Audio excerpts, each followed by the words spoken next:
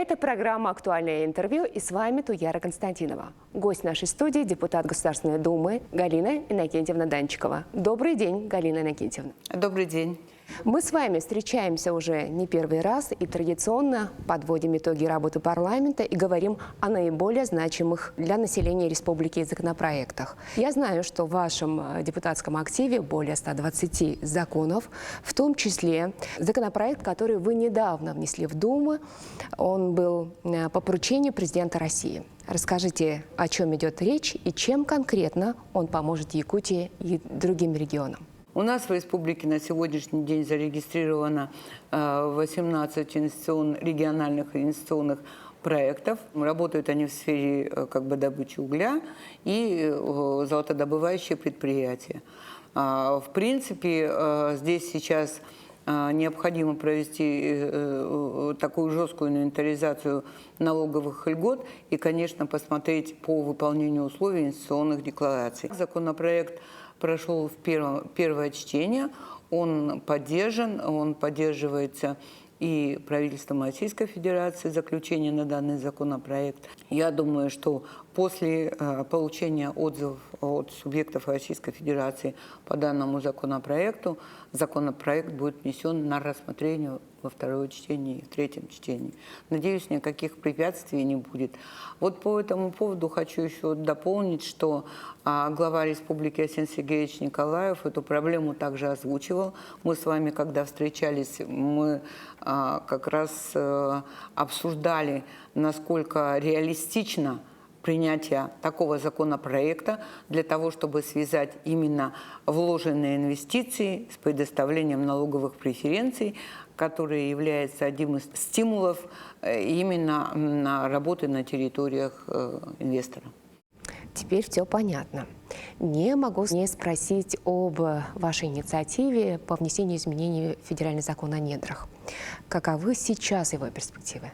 Актуальность нашего законопроекта, она сегодня есть. И мы будем продолжать в этом плане работать. То есть мы говорим сегодня коллегам, что движение должно быть обоюдным. Мы работаем на территории того или иного субъекта или непосредственно на той или иной территории нашего муниципального образования. Мы получаем прибыль от природы за использование и производство, которое сегодня вы ведете. Но, однако же, мы тогда должны от вас требовать обратной связи. То есть участие в социальных программах, то есть привлечение наших местных жителей на работу в эти организации, решение вопросов создания дорожной инфраструктуры, по которой движется транспорт, именно на создание производства. Мы должны понимать то, что сегодня население того или иного нашего муниципального района видело о том, что на территории района, поселка или села, где реализуется этот проект, есть решение вопросов социального плана. Ну и не только социального плана, и, конечно же, в первую очередь это охрана окружающей среды, бережное отношение к природе, экологические вопросы, которые касаются внесения изменений в закон о недрах. То есть первое – это обязательность заключения соглашения о социально-экономическом развитии территории. Внутри можно договариваться, какие условия будут прописаны с точки зрения обязательств. Примеры положительные есть. И, кстати, почему мы говорим, что это надо формализовать? Потому что практика-то есть. Но мы все-таки настаиваем, чтобы это было как обязанность заключения такого соглашения. И что-то должно быть прописано в законе. И мы говорим о том, что если есть закон, то все стороны обязаны его выполнять. И это очень прозрачно и понятно будет для жителей, для населения, что есть формализованные отношения, и в эти отношения, условия, которые прописаны обоюдно той или иной стороны, то есть организации, предприятия, которые осуществляют эту деятельность, они должны быть показаны населению, чтобы население понимала. Вообще считаю, что наведение порядка и повышение ответственности всех и вся, оно должно быть сегодня выходить на первый план. Все, о чем сейчас вы сказали, крайне важно, и я просто как житель республики тоже поддерживаю. Галина Иннокентьевна, какие еще значимые законопроекты, значимые для Якутии, автором которого являетесь вы или соавтором, нужно еще отметить? У нас на первом плане, конечно же, стоит вот подготовка законопроекта, господдержка для того, чтобы обеспечить стабильность поставки продовольствия, товаров в арктические и северные районы нашей республики. Если говорить о тех вот значимых законопроектах и уже сейчас законах, которые приняты, подписаны, и они были, кстати, инициированы жителями нашей республики. Вот то, что при встречах, при обращениях жители говорили об этом. Ну, например, вот были мы в Зырянке, достаточно серьезно люди ставили вопросы, жители Зырянки ставили вопросы. Галина Иннокентьевна, когда же будет принят закон о любительском рыболовстве? Это создает угрозу и для нас, как для людей, которые этим занимаются непосредственно. Это наше традиционное, это наше питание. Ну, для примера. Вот. А если говорить о тех законах, которые на самом деле оказывают влияние на качество жизни нашего населения, конечно, это непосредственно моя работа над законом о федеральном бюджете, начиная с 2016 года, потому что я являюсь членом бюджетного комитета. А здесь я хочу сказать, какая моя задача стояла. Я считаю, что я ее смогла решить. Те задачи и поручения, которые давались главой республики Арсением Сергеевичем Николаевым совместно с правительством республики, мы старались решить. Вот то, что касается закона о федеральном бюджете. Конечно, это здесь не сокращение объемов софинансирования для реализации национальных проектов. Вот в целом можно сказать. Это решение вопросов по дотации на выражение бюджетной обеспеченности.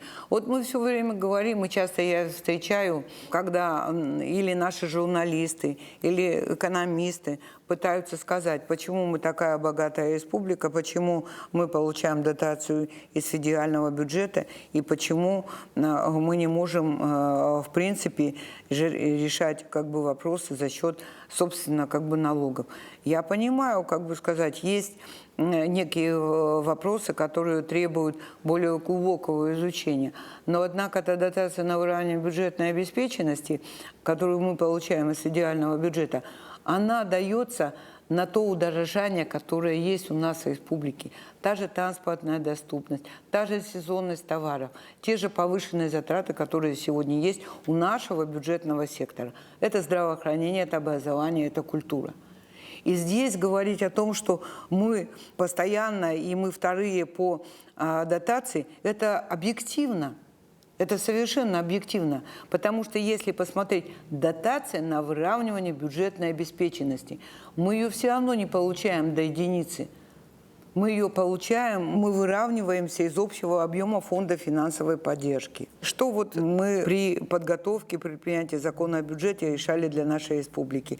Это, конечно, санитарная авиация, это, конечно, работали над подготовкой программы модернизации первичного звена здравоохранения, это реконструкция аэропортов, это, в принципе, те же вопросы по дорогам и по социальным объектам. Галина Иннокентьевна, заключительный вопрос, он коснется послания президента.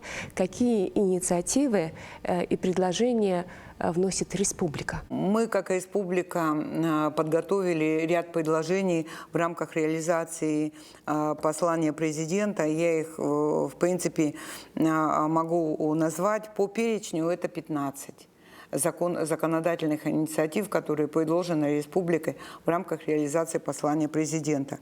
Ну, первое, хочу назвать, это касается, конечно, материальной поддержки неработающих трудоспособных лиц, которые осуществляют уход за инвалидами.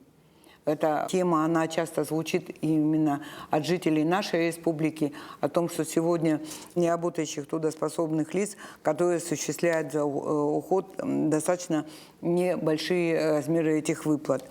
Второй вопрос, он тоже важный, и он постоянно звучит при встречах с населением, это увеличение жилищных субсидий для граждан, выезжающих из районов Крайнего Севера и выехавших. Ну, здесь можно двояко к этому относиться, но мы, однако, свои предложения озвучили в рамках реализации проектов по укреплению социальных гарантий, как предложение.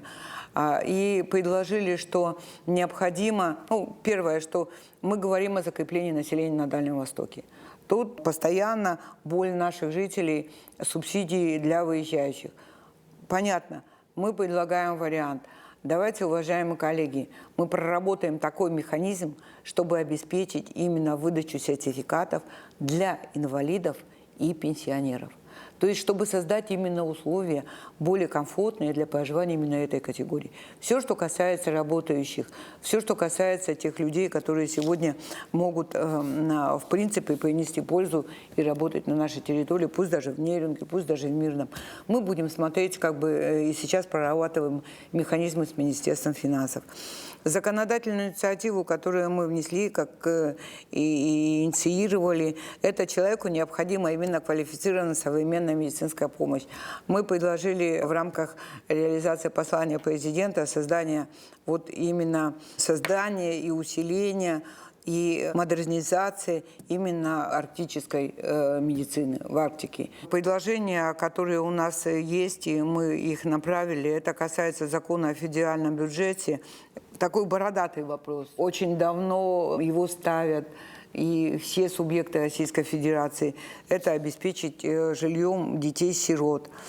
И по вопросу внесения изменений в 32-ю статью Жилищного кодекса предложения мы направили по коммунальному сектору.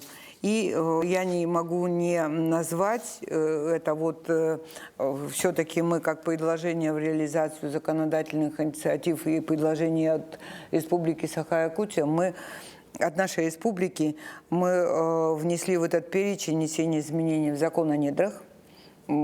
Последовательно движемся. Внесение изменений в закон о недрах, обязательность включения в лицензию заключения соглашения о социально-экономическом развитии территорий.